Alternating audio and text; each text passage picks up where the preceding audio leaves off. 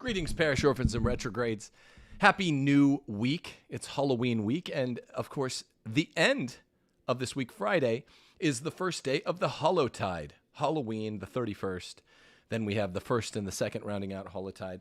And it's always a special week that we celebrate a lot in my family. A big part of this show, as you'll be reminded by my logo behind me, is Memento Moris. So we have to remember our deaths. And this is the best week to do it. So happy Hallowtide, which begins, we begin serious preparation for it this Monday. Parish orphans and retrogrades. Today I come to you with live, fascinating news, and almost is like a bit of gossip. Archbishop Chaput, according to the National Catholic Reporter, NCR, or the National Catholic Distorter, allegedly called Pope Francis a liar. Now, this by itself deserves, I think, praise from Archbishop Chaput. But the question is NCR lying about this? Did he actually, in fact, call Pope Francis a liar, or are they reading into something else that Archbishop Chaput said? We will talk about that in just one moment. I'll give you the case, and you can decide for yourself whether or not Archbishop Chaput called Francis a liar. If you want to support this show, we need your help. Go to patreon.com, of course, and support Timothy J. Gordon. We just added a new tier of support called St. Luke's Singles Society. And this is the $20 tier for Catholic singles out there who are retrogrades and feel themselves parish orphans.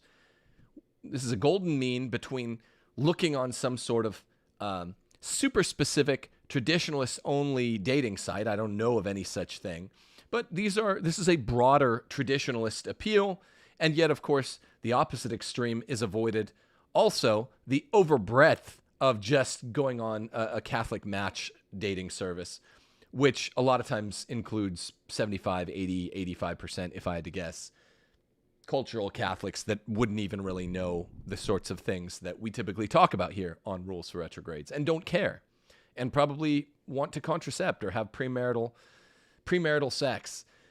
So there's not much use to using those overbroad dating services simply because they use the name Catholic. Instead, become a patron of mine and go to the $20 tier, the St. Luke's Singles Society. A week from Thursday, we're going to have our first event, which will be an online event. I'll make a little presentation for 20 minutes, and the other 40 minutes will be for the singles to do what singles do, which is to say mix. There are other Patreon supports, tier supports besides, and it's the best way to support this show.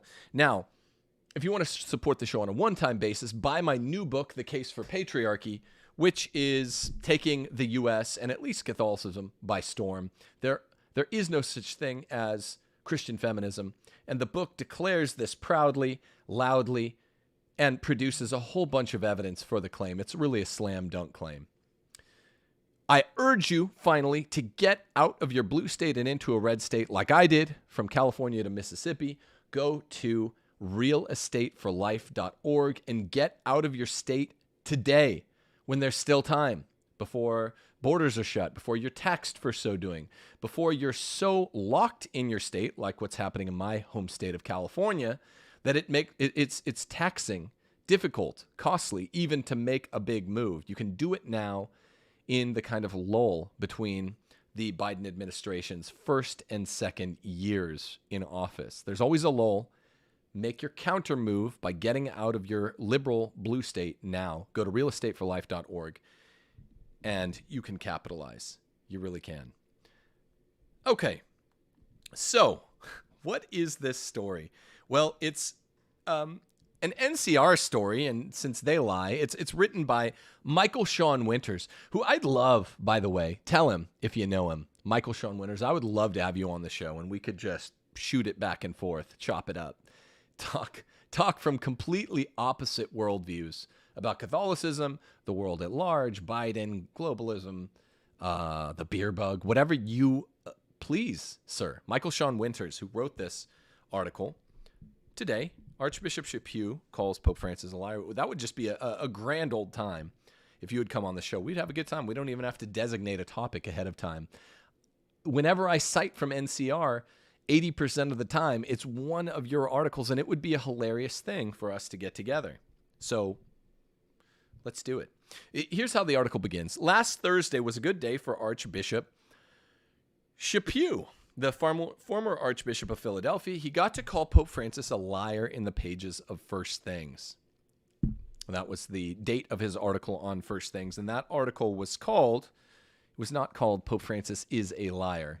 It was called, rather, A Little Wisdom from Bernard. And that was October the 21st, if you want to go read it. First Things is a good rag, well worth your time, unlike NCR.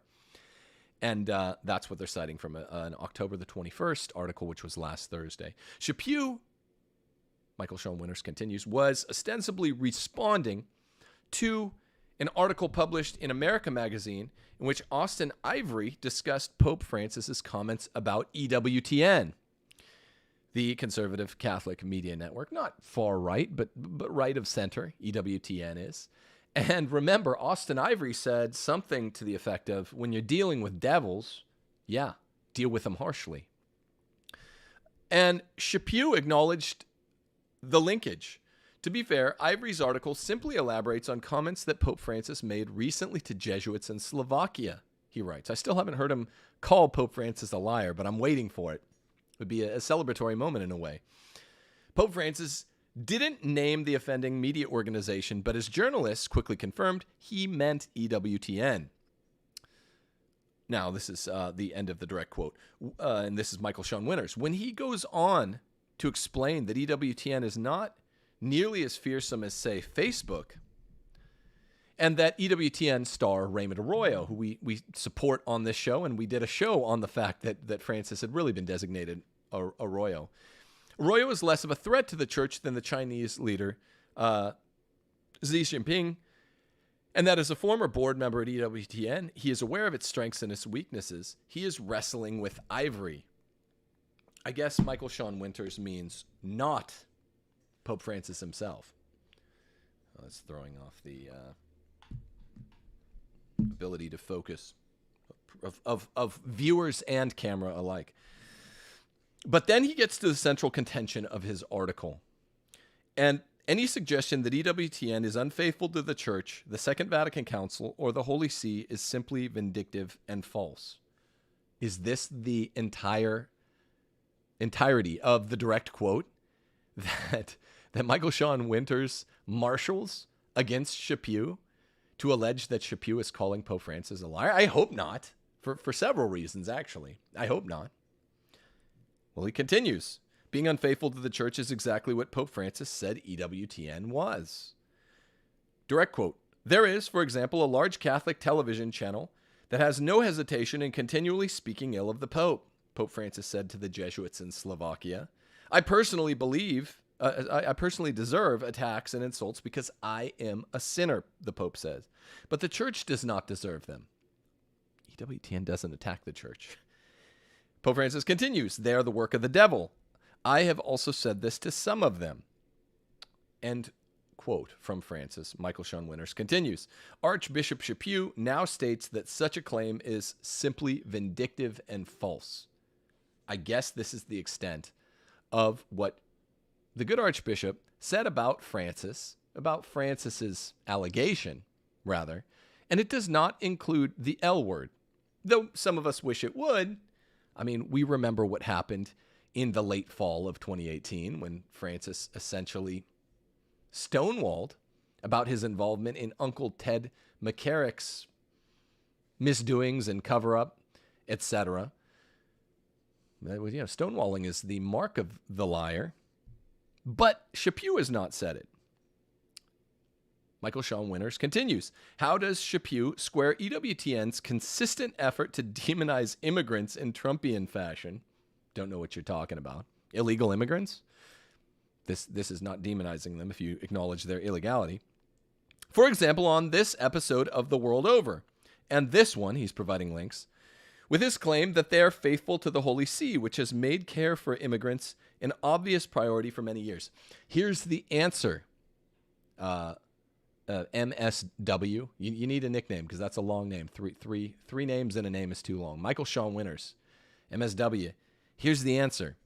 When the Pope waxes, rhapsodizes, philosophically or poetically, as a man of the left, in his private theological opinion, about such things as migration and other globalist musings, one does not need to join him.